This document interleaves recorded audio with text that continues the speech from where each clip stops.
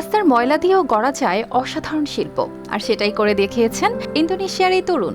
একসময় রাস্তার পাশে পড়ে থাকা পুরনো তেলের ক্যান, ভাঙা প্লাস্টিকের বোতল আর ফেলে দেওয়া আবর্জনা দেখলেই অনেকেই নাক সিটকাতো, কিন্তু সেই ময়লার স্তূপই এখন রূপ নিচ্ছে রোবটে। দূর থেকে দেখলে মনে হবে যেন হলিউডের ট্রান্সফরমার সিনেমার কোনো যন্ত্রমানব বাস্তবেই দাঁড়িয়ে আছে সামনে।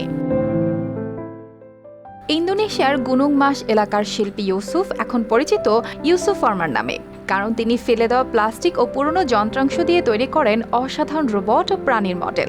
ধুলোমাখা রাস্তা থেকে শুরু করে গাড়ির গ্যারেজের পাশে পড়ে থাকা তেলের কন্টেইনার, সব জায়গাতেই তার চোখ খুঁজে ফেরে নতুন কিছু বানানোর উপাদান। ভিডিওতে দেখা যায় গরমে ঘাম ঝরতে ঝরতে তিনি রাস্তায় পড়ে থাকা প্লাস্টিক কুড়িয়ে নিচ্ছেন। কোথাও পুরনো বোতল, কোথাও তেল ভর্তি কালো ক্যান। চারপাশে ধাতুর গন্ধ, প্লাস্টিকের ময়লা আর গ্যারেজের ভারী শব্দের মাঝেই তিনি যেন কল্পনার এক নতুন পৃথিবী গড়ে তুলেছেন।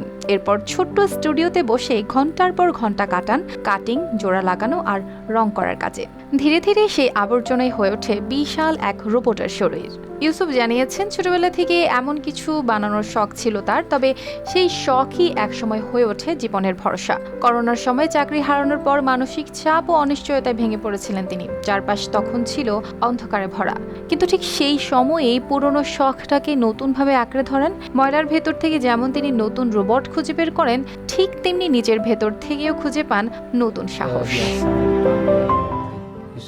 এখন তার তৈরি রোবট দেখতে দূর দূরান্ত থেকে মানুষ আসেন, কেউ ছবি তোলেন, কেউ বিস্ময়ে তাকিয়ে থাকেন।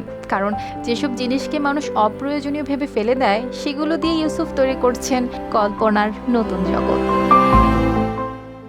অর্পিতা জাহান, RTV।